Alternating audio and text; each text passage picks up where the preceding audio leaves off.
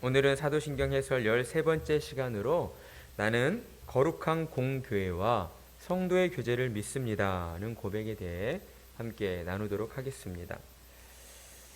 오늘날 우리 주변을 둘러보면 예수님을 믿습니다 라고 고백하는 신자들 가운데 지역 교회에 소속되지 않고 가정에서 예배를 드리는 사람들이 많이 있음을 우리는 보게 됩니다. 여러 가지 이유들이 있지만 대부분은 교회를 다니다 목회자와 성도들에게 상처를 받아서 안 좋았던 기억들 때문에 이제 더 이상 교회를 다니며 상처받고 싶지 않습니다.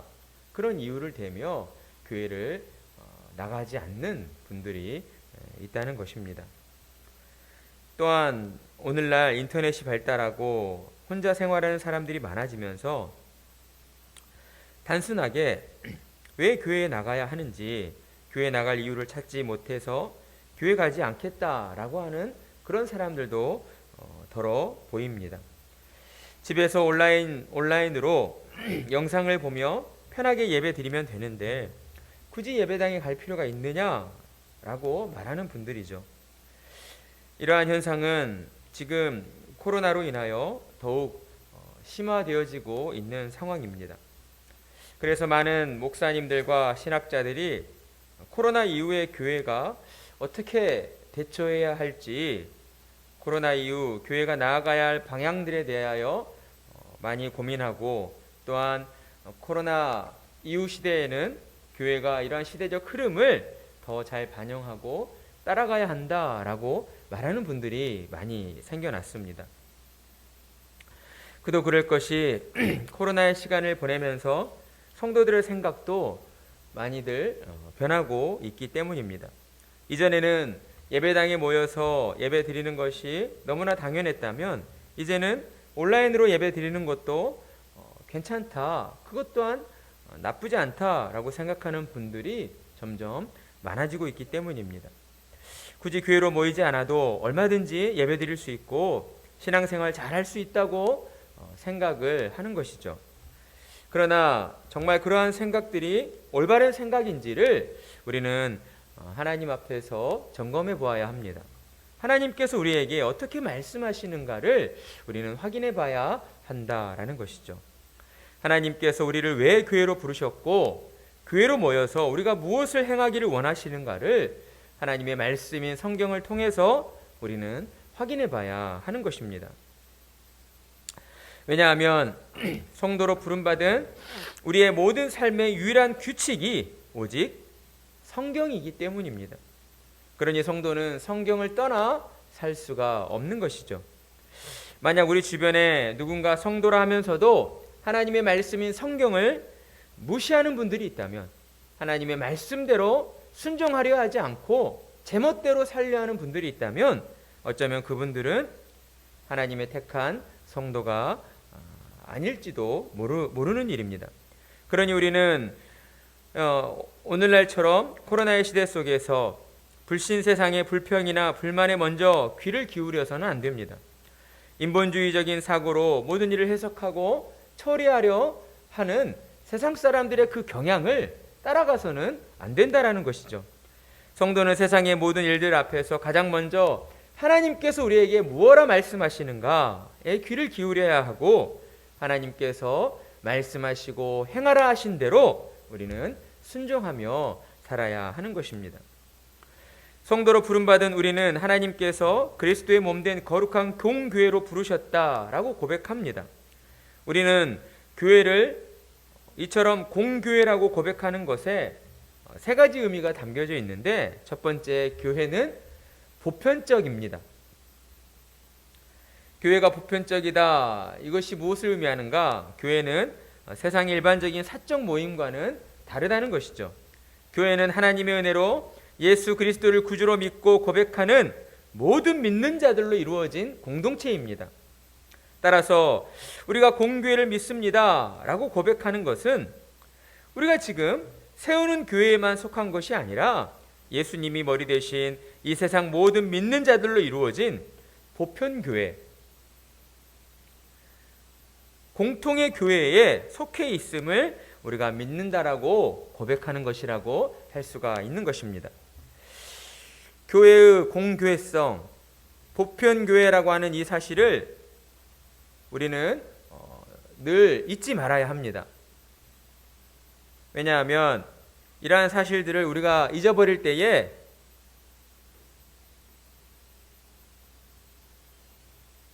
주님의 몸된 하나의 교회라고 하는 이 교회의 하나됨을 우리가 깨트릴 수 있기 때문인 것이죠. 이어서 둘째, 교회는 하나입니다.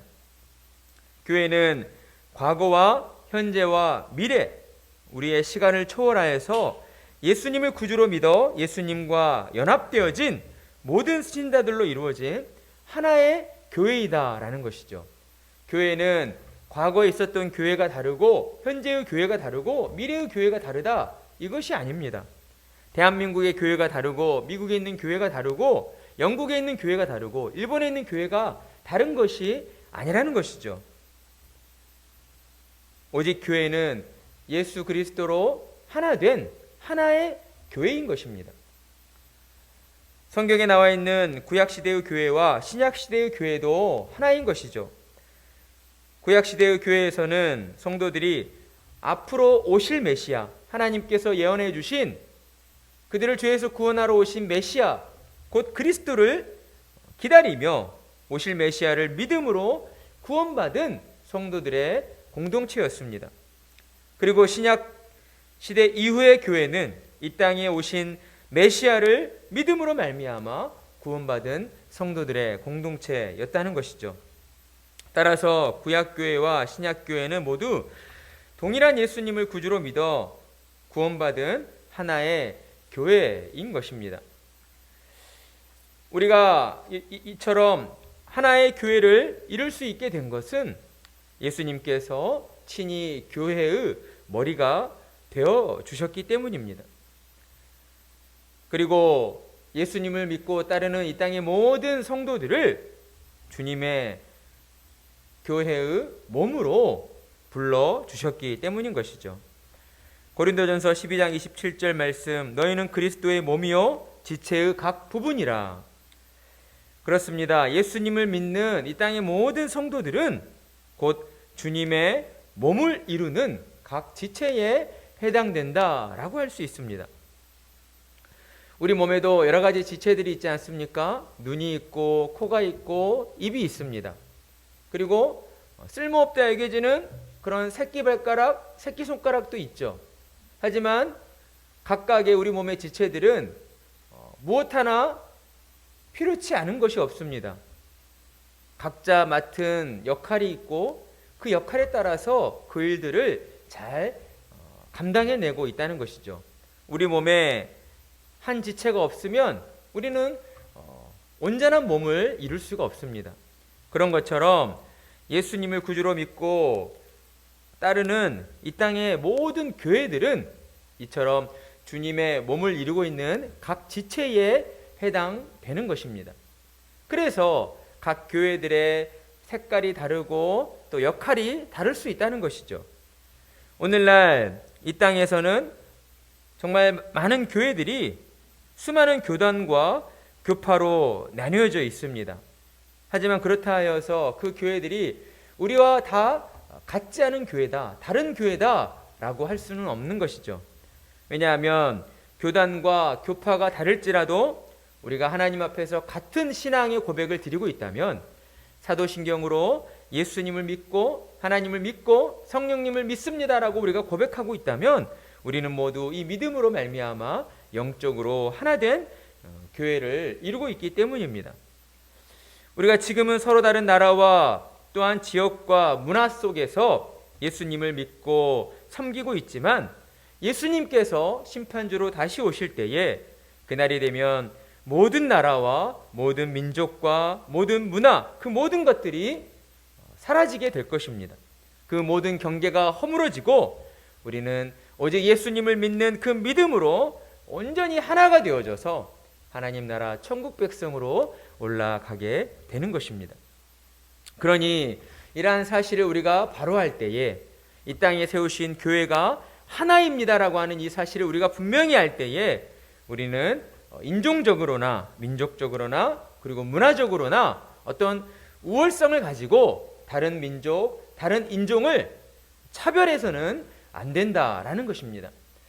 우리나라 대한민국인들이 이 민족적으로 가지고 있는 그런 참 역사적으로 지울 수 없는 그러한 한 가지 일은 우리가 일본이라는 나라로부터 지배를 받았었기 때문에 우리 민족적으로 일본을 대할 때에 안 좋은 마음으로, 악한 마음으로 대하게 될 때가 참 많이 있습니다.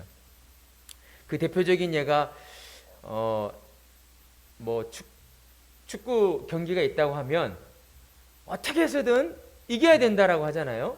불과 한 5년, 10년 전만 해도 일본하고 축구 경기를 했을 때 졌다라고 하면 그것은 난리가 나는 것이었습니다. 그 경기에 임했던 축구 선수들은 욕을 바가지로 먹는 거예요. 축구를 어떻게 하느냐? 자신이 직접 경기에 나간다고 한다면 그렇게 잘 뛰지도 못할 텐데 사람들은 그냥 일본 하면 무조건 이겨야 된다. 일본은 무조건 우리가 이겨야 된다. 과거에 일본으로부터 침략을 당했고 그리고 일본으로부터 또한 많은 피해를 겪었기 때문에 그러한 마음들로 인해서 민족적으로 일본이라는 나라를 미워하게 되고 또 우리가 대적하게 된다는 것이죠. 그러나 하나님을 믿고 섬기는 그리스도인들은 그러한 민족적인 성향을 따라서는 안 된다라는 거예요. 분명히 옳고 그름을 분별할 수는 있어야 하지만 그렇다고 하여서 그냥 이유 없이 무조건적으로 어떠한 민족을 우리가 미워하거나 또한 그들을 향해서 어떤 우리의 불만을 무조건 표출해서는 안 된다라는 것입니다.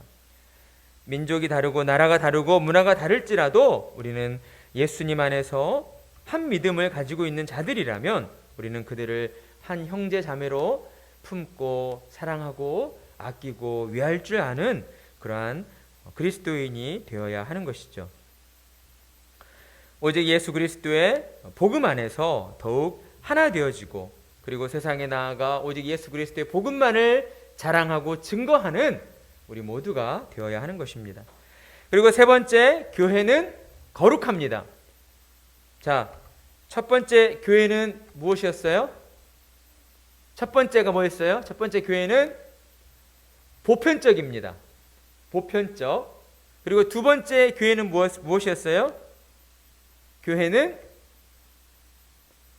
하나입니다. 자, 그리고 세 번째 교회는 거룩합니다. 왜냐하면 우리가 교회를 거룩하다 하는 것은 교회를 하나님께서 세우셨기 때문이에요. 교회를 세우신 하나님이 거룩하시기 때문에 거룩하신 하나님이 만드신 교회가 거룩한 것은 당연한 결과라고 할 수 있는 것이죠. 교회 자체가 거룩해서가 아니라 하나님께서 교회를 계획하시고 세우셨기 때문입니다. 그리고 하나님께서는 이 땅에 교회를 세우시기 위해서 하나뿐인 아들인 예수님의 보혈을 흘려주신 것이죠. 그러니 교회는 예수님의 보혈로 말미암아 거룩할 수밖에 없는 것입니다. 그러니 교회로 부름받은 성도들은 거룩하신 하나님 나라의 백성으로서 세상과 구별된 거룩함을 지켜가야 합니다. 우리가 세상과 구별된 하나님 나라의 거룩한 백성이라는 것을 지켜간다. 이것은 무엇을 행하는 것일까요? 첫 번째, 가장 중요한 것, 거룩한 주일, 안식일을 거룩하게 지키라. 거룩한 주일날 예배당에 모여서 함께 하나님을 찬양하고 예배드리는 것입니다.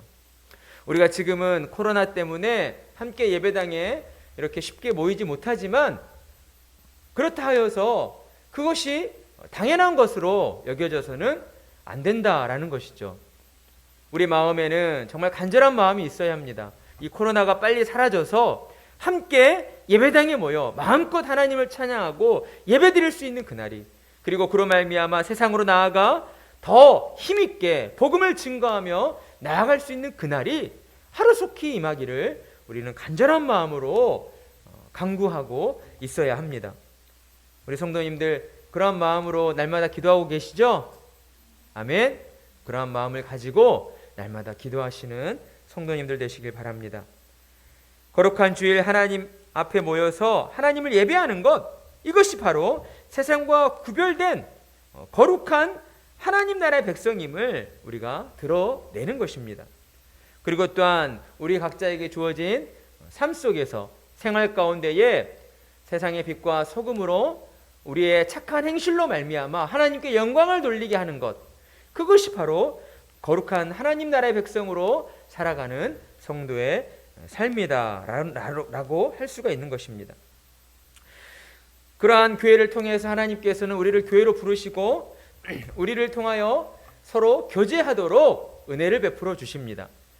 교회로 모여서 우리를 교제하도록 하셨다라는 거예요. 이거 참 중요합니다.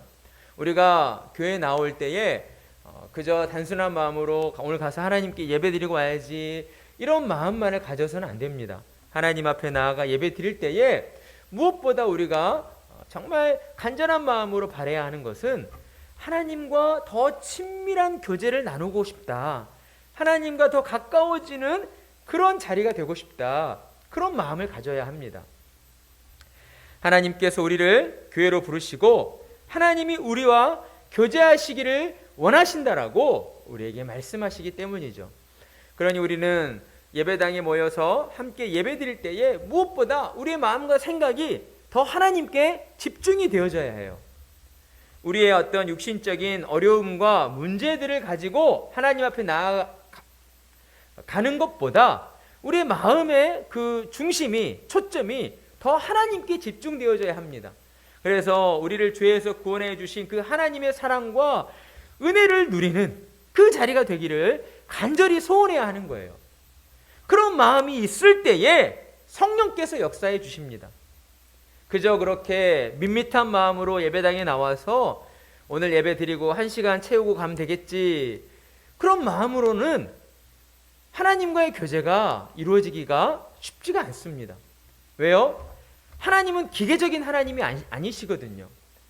우상을 섬기는 자들처럼 자기의 몸에 채찍질을 가하고 피를 흘리면서 내 소원을 들어주십시오 라고 하면, 그래 네가 그렇게 열심을 보이니까 내가 네 소원을 들어주겠다. 하나님은 그런 하나님이 아니셔요. 하나님은 인격적인 하나님이십니다. 인격적인라는 것은 우리의 마음과 또한 우리의 생각과 우리의 모든 것들을 통하여 하나님께서 우리와 만나시기를 원하신다라는 것이죠. 그러니 우리는 하나님 앞에 나와 하나님께 예배드릴 때에 정말 우리의 온 마음과 정성과 우리의 생각, 정말 우리의 말과 행동, 모든 것을 다하여 정말 하나님과 더 가까워지고 싶습니다, 하나님의 은혜로 충만하기를 원합니다라는 그런 간절한 마음으로 하나님 앞에 나와 예배드려야 합니다. 그리고 그 시간을 통하여 하나님께서는 하나님과의 그 친밀한 교제가 성도들로 말미암아 함께 이루어지기를 원하십니다.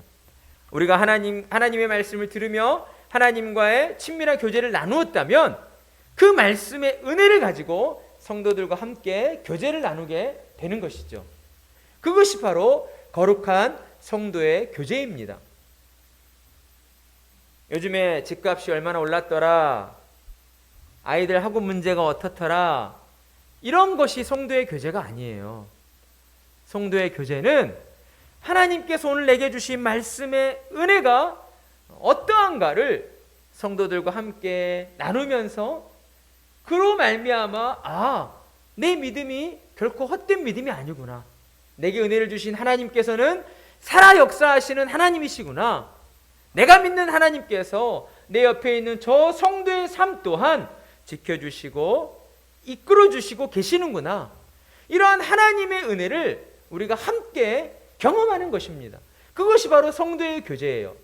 그러니 우리 세우는 교회 성도 여러분, 예배당에 모여서 하나님의 말씀을 듣고 또한 성도의 교제를 나누실 때에 세상적인 이야기들로 여러분 교제하시기보다 하나님의 말씀의 은혜를 가지고, 그리고 한 주 동안 하나님께서 내 삶에 어떠한 은혜를 베풀어 주셨고 나를 어떻게 이끌어 주셨고 내가 이렇게 연약할 수밖에 없었는데 죄의 유혹에 흔들릴 수밖에 없었는데 그러할 때 하나님께서 내게 말씀을 생각나게 하셔서 내게 믿음을 주셔서 그 어려움들을 이렇게 이겨낼 수 있게 해주셨다. 그러한 고백들을 나누고 그러한 간증들을 나누는 것이 성도의 교제임을 깨달으시고 교회로 모일 때마다 그러한 간증과 하나님의 베푸신 은혜를 더 많이 나누시는 우리 성도님들 되시기를 바랍니다. 그리고 또한 그러한 모든 성도의 교제를 누가 이끌어 주시는가? 성령님께서 우리를 이끌어 주신다라는 것입니다. 우리의 힘과 능력만으로 우리가 주의 몸된 교회를 잘 섬겨갈 수는 없습니다. 우리는 부족하고 연약하기 때문에 그래요. 그래서 성령님의 도우심이 필요한 것이죠. 그 일을 위하여 예수님께서 하늘로 오르시고 우리에게 성령님을 보내어 주신 것입니다. 그러니 우리는 모든 순간 성령님을 믿고 의지해야 하는 것이죠. 성령 충만함을 위해 기도해야 합니다. 성령 충만함이란 우리가 구원받기 위한 은혜가 아니에요. 구원받은 자로서 이 땅에서 성도답게 하나님 나라의 거룩한 백성으로 믿음으로 살아내기 위한 힘과 능력을 얻기 위한 것입니다. 그것을 주시겠다라고 하나님이 약속하셨어요. 그러니 내 삶이 무료하고 뭔가 낙심이 되고 내 마음이 주저앉아 있다면 어때요? 그때 성령 충만함을 달라고 기도해야 돼요. 하나님, 성령 충만함을 주십시오. 성령 충만함을 주십시오. 기도해 보십시오. 되나 안 되나? 기도 안 하시기 때문에 안 되는 거예요. 그렇게 하나님 앞에 무릎 꿇고 성령 충만함을 달라고 기도하잖아요. 그럼 우리 마음에 시원케 되어집니다. 내 영혼이 힘을 얻어요. 그러면 놀라운 변화가 일어나는 것이죠. 보라가 눈을 뜨게 됩니다. 아원이도 눈을 번쩍 뜨게 되고 하나님께서 우리를 거룩한 공교회로 부르시고 하나님과 교제하며 또한 하나님의 자녀된 성도들과 정말 사랑으로 아름다운 교제를 나누도록 우리를 교회로 불러주셨습니다. 그러니 우리를 교회로 불러주신 그 하나님의 은혜가 얼마나 크고 놀라운 은혜입니까?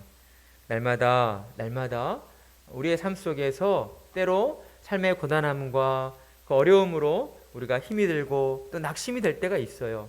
그럴 때마다 그러한 문제들로 인해서 주저앉지 마시고 하나님 앞에 나아가 기도하십시오.